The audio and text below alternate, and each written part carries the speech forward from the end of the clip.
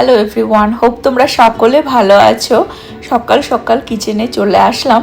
ভেটকি মাছ নিয়ে এসেছিলাম এইচ মার্ট থেকে, সেটাকে ধুয়ে ম্যারিনেট করে রাখবো। আজকে তোমাদের সাথে রান্নাটা প্রথমবার করছি আর শেয়ারও করব কিভাবে আমি বানাই। আর আমেরিকা অ্যাকচুয়ালি এটা বারামুন্ডি বলে বিক্রি হয় এইচ মার্টে। অ্যাকচুয়ালি এক দাদা আমাকে কমেন্টে লিখেছিলেন, আগে একবার দেখিয়েছিলাম, তখন তিনি বলেছিলেন যে এটা ভেটকি না, বারামুন্ডিটা। তো আমার অ্যাকচুয়ালি মাছ সম্পর্কে সেরকম আইডিয়া নেই, কারণ আমি অ্যাকচুয়ালি কিন্তু মাছ সেরকম খেতাম না দেশে থাকতে। যখন এখানে মুভও হয়েছি এত বছর কিন্তু মাছ খাইনি। নভর আবার মাছ খুব পছন্দের, আর ভেটকি মাছ ওর খুব পছন্দের। কিন্তু আমাদের স্যামনটা বানানো খুব ইজি, এবং স্যামনের মধ্যে অনেক উপকারিতা রয়েছে বলে আমরা ওটাই বেশিরভাগ বেক করে বা এয়ার ফ্রায়ারে বেক করে খেয়ে থাকি, আর সেটা তোমাদের সাথে রেসিপি সবসময় শেয়ার করে থাকি। কিন্তু এই মাছ বানানো অফকোর্স ধুয়ে গন্ধ থাকে অনেক সময় অনেক মাছে, তারপরে ম্যারিনেট করে ভাজতে গেলেও ছেটে, তো সেই কারণে কখনোই নভনা আগে আনতে চাইতো না। বড়জোর আমরা রুই মাছ আনতাম, আর ওর এই ধোয়াধুয়ি তো একদমই পছন্দ না। দেখো, ওকে যদি এইটা দেখানো হতো না যে মাছের এই মাথাটা মুখটা এরকমভাবে খুলে যাচ্ছে বা আইসটা, ও তাহলে ওখানেই হয়তো অজ্ঞান হয়ে পড়ে যেত। ওর আবার এইসব একদম ধোয়াধুয়ি ভালো লাগে না। মাছটা বানানোর পরে খেতে অফকোর্স ওর ভালো লাগে, বাট এইচ মার্টে দেখলাম যে ওরা খুব সুন্দরভাবে পরিষ্কার করে দেয়, এবং আমাদের কিছু চেনা জানা মানুষজনই আমাদেরকে সাজেস্ট করেছিল যে বারামুন্ডি ভেটকি আর কি হয়, সিমিলার খেতে হয়। তো সেই হিসেবে আমরা কিন্তু প্রথমবার নিয়ে এসে ট্রাই করেছিলাম। যখন আমি গেছিলাম এইচ মার্টে সেই সময় তোমাদের সাথে ভিডিও করে শেয়ার করেছি, এবং এইচ মার্টে আমরা যখন যাই একটু লেটে যাই, বাট কিছু ফ্রেন্ডদের কাছেও শুনেছি যখন সন্ধে নাগাদ তারা যায় তখন নাকি ভীষণ ভিড় থাকে, আর যত ডালাস এরিয়ার দেশীয় মানুষজন দেখবে সবাই ওই এইচ মার্টে গিয়ে ভিড় করে।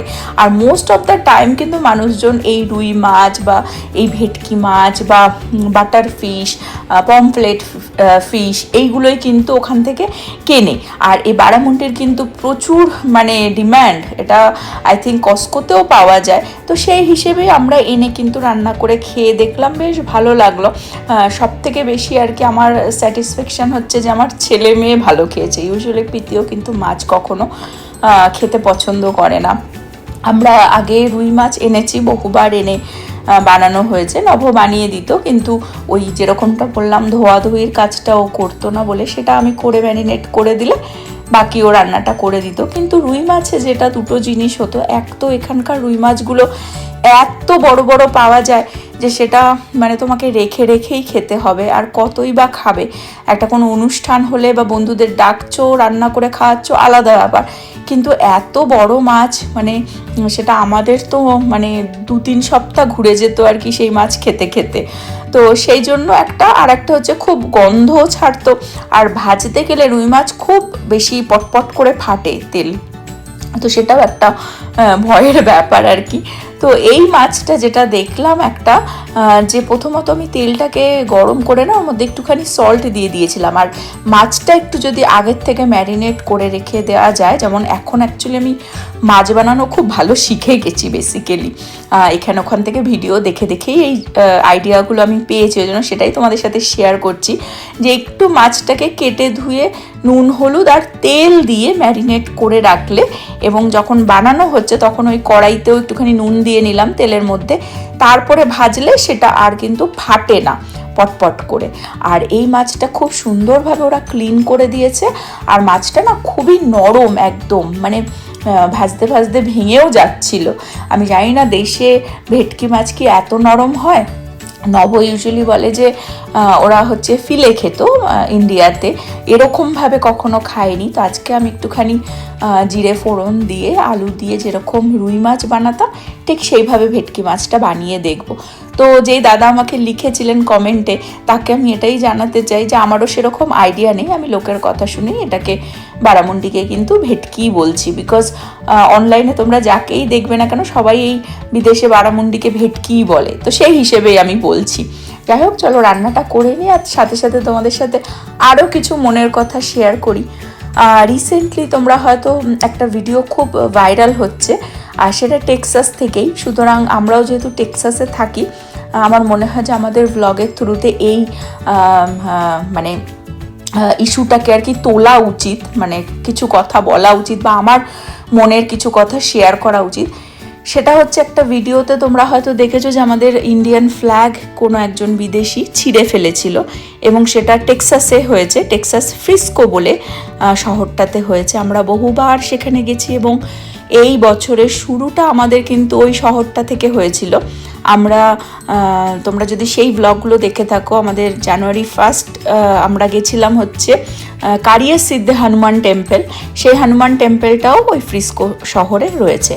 আমাদের বাড়ি থেকে প্রায় 1 ঘন্টা 15 মিনিট মতন ধরো ড্রাইভ। আর এখানের হাইওয়েগুলোতে এত ফাস্ট গাড়ি চলে, 80-90 মাইল পার আওয়ার ধরো চলেই হাইওয়েগুলোতে। আর ভেতরের রাস্তাগুলোতেও মোটামুটি 50-তে তো চলেই। তো সেই হিসেবে বুঝে নাও যে কতটাই দূরে আমাদের বাড়ি থেকে। আমরা অ্যাকচুয়ালি এক্সট্রিম নর্থে থাকি, ডালাসের। তো আমরা প্রথমত বলে দিই যে যখন আমরা টেক্সাস মুভ হয়েছিলাম 2018-এ, তখন আমাদের এরিয়াতেও কিন্তু আমি বেশি একটা ইন্ডিয়ান কখনোই দেখিনি। নেপালি প্রচুর ছিল এবং আমরা যখন টেক্সাসের বাইরে ছিলাম, ডালাস মানেই শুনতাম যে নেপালিদের মানে বসবাস রয়েছে, বেশিরভাগ নেপালিরা ওখানে থাকে। এবং হিউস্টন দিকে কিন্তু অনেক রকমের মানুষ রয়েছে, পাকিস্তানি, বাংলাদেশি, ইন্ডিয়ান, ঠিক আছে, মিক্স। বাট হিউস্টনের দিকে বেশি দেশীয় মানুষজন থাকতো। যখন আমরা মুভ হলাম তখনও সেরকম কিন্তু দেশীয় মানুষজন আমি দেখিনি। ইভেন আমরা যে প্রতি উইকেন্ডে যেই দিকটাতে হ্যাং আউট করতে যাই, হ্যালো ইন্ডিয়া বা দেশি ডিস্ট্রিক্ট তোমাদেরকে বলি, আরভিং বলে শহরটা, সেখানেও কিন্তু এই স্টোরগুলো ভবিষ্যতেই মানে আমরা যখন মুভ হওয়ার পরেই কিন্তু সব তৈরি হয়েছে বা ওপেন করেছে। তখন কিন্তু এত ক্রেজ ছিল না তখন, মানে 2018 অ্যান্ড 2026 এখন মানে হিউজভাবে আর কি ইন্ডিয়ান পপুলেশন কিন্তু বেড়ে গেছে। গত বছর তোমাদের সাথে আমি শেয়ার করেছিলাম যে আমাদের বাড়ির একদম পাশেই 5 মিনিট দূরে ইন্ডিয়া বাজার খুলেছে। তো একটা ইন্ডিয়ান গ্রোসারি দোকান যখন খুলছে তার মানে বুঝে নাও যে কত ইন্ডিয়ান পপুলেশন বেড়ে যাচ্ছে। আমাদের এরিয়াতে এখন নতুন কনস্ট্রাকশন সেরকম হচ্ছে না বাড়িঘরের, কিন্তু এই কোভিড হওয়ার পরে মানুষের এখানে কিন্তু ক্রেজ বেড়েছিল বাড়ি কিনবার।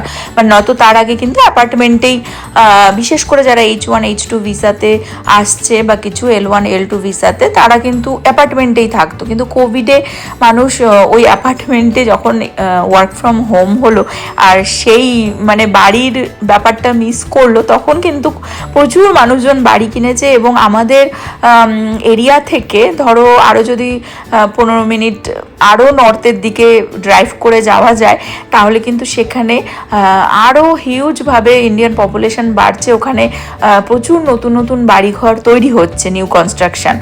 তো সেখানে প্রচুর মানুষ আসছে, ওই জন্য আশেপাশে সব ইন্ডিয়ান দোকানপাট খুলে যাচ্ছে, বেসিক্যালি বাজারঘাটও খুলে যাচ্ছে। তো which is good, which is of course আমাদের জন্য গুড। আর দেখবে যে কোনো জায়গাতেই ডাইভার্সিটি হওয়াটা কিন্তু খুবই ইম্পর্টেন্ট।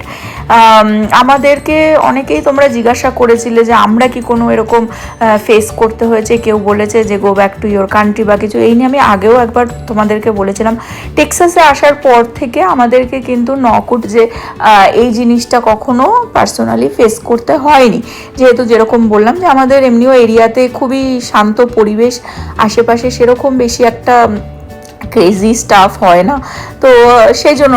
বাট যখন আমরা নিউ ইয়র্কের দিকে থাকতাম, নিউ জার্সি, নিউ ইয়র্ক, তখন কিন্তু আমাদেরকে ফিউ টাইমস এরকমভাবে গাড়ি দিয়েই হয়তো যাচ্ছে, উইন্ডো খুলে আমাদেরকে বলেছে go back to your country, ঠিক আছে।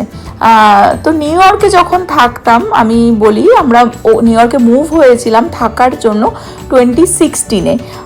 নব মুভ হয়ে গেছিলো 2015-এর সামারে, আর আমি প্রীতিকে নিয়ে পরের বছর সামারের আগে মুভ হয়েছিলাম, মানে 2016-এ। তো তারপরে এই জিনিসগুলো ফেস করেছি। বাট 2007-এ কিন্তু আমি ফার্স্ট টাইম নিউ ইয়র্কে ঘুরতে গেছিলাম। এবং আমি যখন ফার্স্ট টাইম নিউ ইয়র্ক গেছিলাম, একটা দেখবে মুভিতে বা টিভিতে নিউ ইয়র্ক সিটি যেরকম দেখেছিলাম, যেরকম ইম্যাজিনেশনে ছিল না, যাওয়ার পরে কিন্তু আমার মনে হয়েছিল যে আমি আমার ইন্ডিয়াতেই দেশের কোনো অন্য একটা স্টেটে ঘুরতে চলে এসেছি। এত মানে দেশীয় মানুষজন, দোকানপাট, মানে হিউজ, ঠিক আছে। আমার খুব মজাও লেগেছিল, বিকজ যেই স্টেটে আমি তখন থাকতাম সেখানে কোনো ইন্ডিয়ান সেরকমভাবে ছিল না। তো ওই জন্য খাবার দাবার, ঠিক আছে, কোনো একটা দোকানে ঢুকছি, মাছের পর মাছ, প্রচুর মাছ বিক্রি হচ্ছে, রান্না কুক করা, ইভেন মানে কুক না করাও আর কি। তো হিউজ পপুলেশন ইন্ডিয়ান, দেশীয় population, because Bangladeshi Pakistani mix ওখানে প্রচুর রয়েছে। ভালো লেগেছিল। এবং ডালাসেও এখন যখন এই যে দেশীয় পপুলেশন বাড়ছে, সেটার জন্য খুব ভালো লাগে, কারণ আমরা অনেক দোকানপাট, অনেক কিছু জিনিস আমরা পেয়ে যাচ্ছি খুব ইজিলি। রিসেন্টলি যদি তোমরা আমাদের ভ্লগ দেখে থাকো, বাদের ভ্লগে আমরা ইভিনিংয়ে একটা জায়গায় গেছিলাম, বাইরে ওরা দোকানের বাইরে আর কি এরকম স্টল মতন বসিয়ে ওখানে ক্যাশ অ্যান্ড ক্যারিতে ফুচকা, চাট এসব বিক্রি হচ্ছে, ডাব এইসব কেটে বিক্রি করছে, আখের রস। তো সেই ফিলটা পাচ্ছি, খুবই ভালো লাগছে of course. At the same time আমার আর একটাও ভিউ আছে। আমি 20 বছরের ওপরে আছি আমেরিকাতে, এবং যেই স্টেটে প্রথম এসেছিলাম এবং 10টা বছর অলমোস্ট যেই স্টেটে আমি প্রথম কাটিয়েছি, সেখানে কিন্তু বেশি একটা দেশীয় মানুষজন ছিল না। এবং সেখানে আমাকে অফকোর্স যখন কম নিজেদের লোক থাকে, তখন তুমি বাইরে গিয়ে যখন কাজও করছো সেখানে আউটে, তখন তোমাকে 10টা কিন্তু ওখানকার মানুষের সাথে মিশতে হবে, ঠিক আছে, আর কোনো উপায় নেই। সো আমি তখন গভীরে কিন্তু মানুষের সাথে ইন অ্যান্ড আউট কিন্তু মিশেছিলাম। এবং আমার one of my best friend, তারা হয়তো অনেক আগের ভ্লগে তোমরা দেখে থাকবে, এখনও বিজি বলে আর আসতে পারেন আমাদেরকে মিট করতে, নিউ অরলিন্সে থাকে। ও কিন্তু স্প্যানিশ ছিল, ঠিক আছে, ওখানেই বর্ন অ্যান্ড বট আপ। মা বাবা হয়তো অল্প বয়সে এসেছিল আমেরিকায় বা কিছু এরকম। তো ওদের থ্যাঙ্কস গিভিংয়ে যেতাম, ক্রিসমাস যেতাম, যে কিভাবে ওরা সেলিব্রেট করে, ঠিক আছে। তো অনেকটাই আমার মানে কালচারটা অনেক অল্প বয়সে দেখা হয়ে গেছিল, ঠিক আছে। তো সেই হিসেবে আমি বলতে চাই যে আমার যেটা পার্সপেক্টিভ এই ঘটনাটাতে, ফ্ল্যাগ ছিঁড়ে দেওয়ার, এটা তো অফকোর্স নিন্দনীয়, মানে এটা একদমই মানে, বিকজ এখানকার মানুষের কাছে কিন্তু ফ্ল্যাগের মূল্য সেরকম নেই। এরা কিন্তু একটা ফ্ল্যাগকে আন্ডারওয়্যার বানিয়েও পরে নেয়, ঠিক আছে, বা ড্রেস বানিয়েও পরে নেয়। কিন্তু আমরা ভারতীয়রা কিন্তু আমাদের ফ্ল্যাগকে মানে ভগবানের মতন পুজো করি, মাথায় তুলে রাখি, তাই না? পায়ের সামনেও যদি পড়ে যায় আমাদের মনে হয় যেন মানে প্রণাম করতে হবে, ঠাকুরের মতন প্রণাম করি বা পুজো করি। তো সেটা আমাদের কাছে যে ইমোশনটা, অফকোর্স এখানকার মানুষের কাছে সেই ইমোশনটা নেই, 1 নম্বর। 2 নম্বর হচ্ছে যে সেই জন্য আমি খুবই মানে দুঃখিত যে কোনো একটা মানুষ এরকম করেছে। কিন্তু এই কারণটা, মানে এই যে জিনিসটা করেছে, এটার রিজনটা কি, কোথা থেকে এই এত হেট আসলো, সেটা কি কখনো আমরা ভেবে দেখেছি? অনেক সময় আমার নিজের আমি ফেস করা বা আমি নিজে দেখা, নিজে ফিল করা, যে আমাদের দেশীয় মানুষজন, শুধু ইন্ডিয়ান না, ঠিক আছে, পাকিস্তানি, বাংলাদেশি, ইন্ডিয়ান, আমাদের যে আশেপাশের কান্ট্রিগুলো রয়েছে, যখনই অন্য কোথাও যায় তখন তারা কিন্তু গিয়ে নিজেদের লোক খোঁজবার চেষ্টা করে। তারা কিন্তু কখনো এটা ফার্স্ট মাইন্ডে আসে না যে যেই দেশটাতে যাচ্ছি সেই দেশটার রেসপেক্ট করে সেই দেশের মানুষগুলোর সাথে আমি ঘুলে মিলে তাদের সাথে ওদের কালচারটাও শিখি। আমি যদি তার কালচার শিখি তবে আমার অধিকার আছে আমার কালচারটাও তাদেরকে শেখানোর বা বোঝানোর, এবং তবেই তারা রেসপেক্ট দেবে। যদি সেটা হয়ে থাকতো তাহলে হয়তো আজকে আমি দাঁড়িয়ে বলতাম যে আমরা ওদের কালচার শিখেছি কিন্তু ওরা তারপরেও আমাদেরকে অ্যাকসেপ্ট করছে না বা আমাদেরকে ডিসরেসপেক্ট করছে। কিন্তু আমরা কিন্তু কখনোই ওদের কালচারটা শিখি না। আমরা কিন্তু এখনো পর্যন্ত থ্যাঙ্কস গিভিং মানে মনে করি যে একটু চিলি চিকেন বা রাইস বানিয়ে খাবো। আমরা কিন্তু ভাবি না অরিজিনাল থ্যাঙ্কস গিভিংয়ে কী মেনু হয় বা অরিজিনাল ক্রিসমাস মানে কি। এখানকার হলিডে মানে কিন্তু হলিডেই, হলিডে মানে ছুটি কাটিয়ে ফ্যামিলি নিয়ে বাড়িতে রান্না বান্না করে তারা রিল্যাক্সে কাটায়, পাজামা পরে কাটায়, না তো কোনো ভালো ড্রেস, না তো বিশাল হিউজ কিছু, নাথিং, নো ভেকেশন, নাথিং।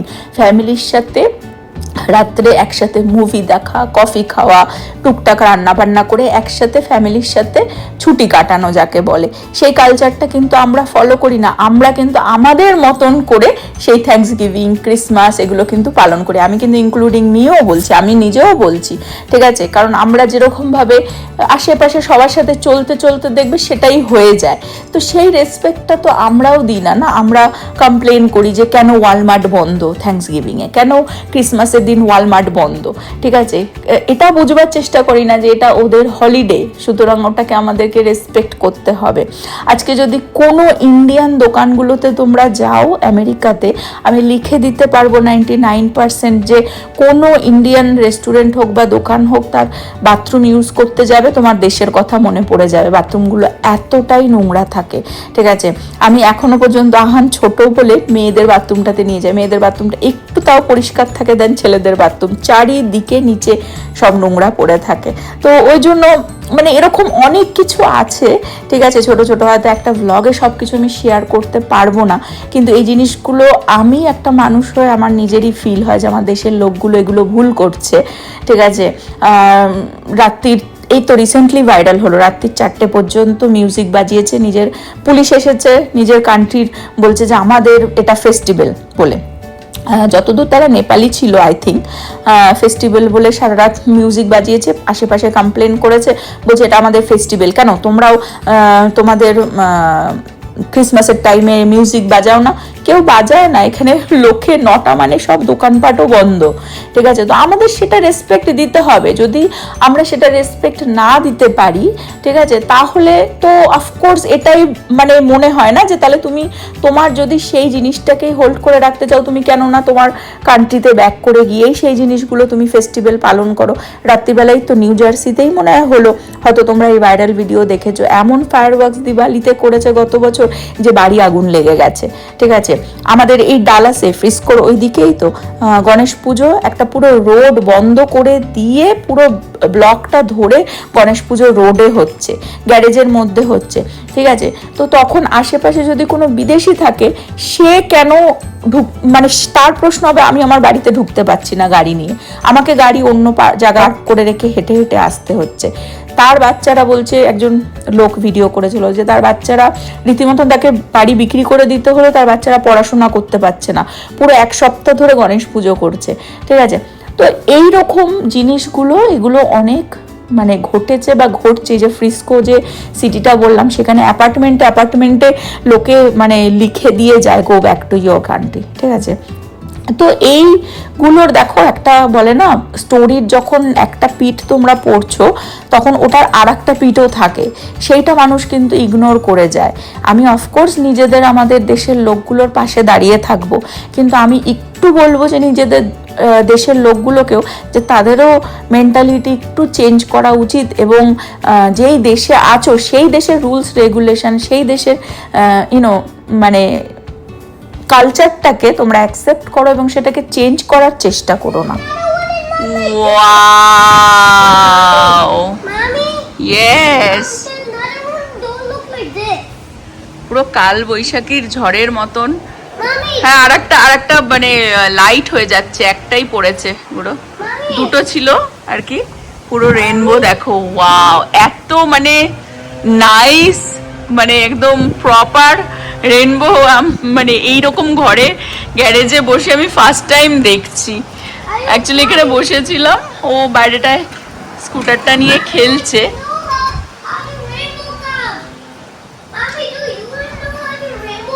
বলো তুমি, হাও কি সুন্দর দেখো আকাশটা।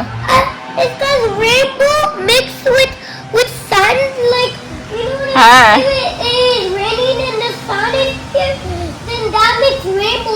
wow, I know. They mix. They mix. Mommy, why rainbow live at the sky? তা কি তোর সাথে ঘরে থাকবে? দেখো চলে যাচ্ছে আস্তে আস্তে। অ্যাকচুয়ালি 2টো পড়েছিল এরকম ভাবে, একটা লাইট ছিল, একটা এটা ডার্ক হয়ে গেছিল, আর আস্তে আস্তে চলে যাচ্ছে। কি দারুণ। লাস্ট টাইম আমরা অরল্যান্ডোতে আমি উইন্ডো দিয়ে দেখেছিলাম। ও ওয়াও, দেখো। Mommy, what's this, guys? Vlog, vlog, vlog. Watch this, ও ব্লগ, ওয়াচ দিস ব্লগ। তোমাদেরকে ব্লগ ডাকছে, vlog watch this. Watch. Look. আজকের ব্লগটাও এই পর্যন্তই রাখছি। হোপ তোমরা সকলে ভালো থাকবে, সুস্থ থাকবে, হ্যাপি থাকবে। আর অনেকটাই কথা বলে ফেললাম, হোপ তোমরা কিছু মাইন্ড করবে না। Bye bye.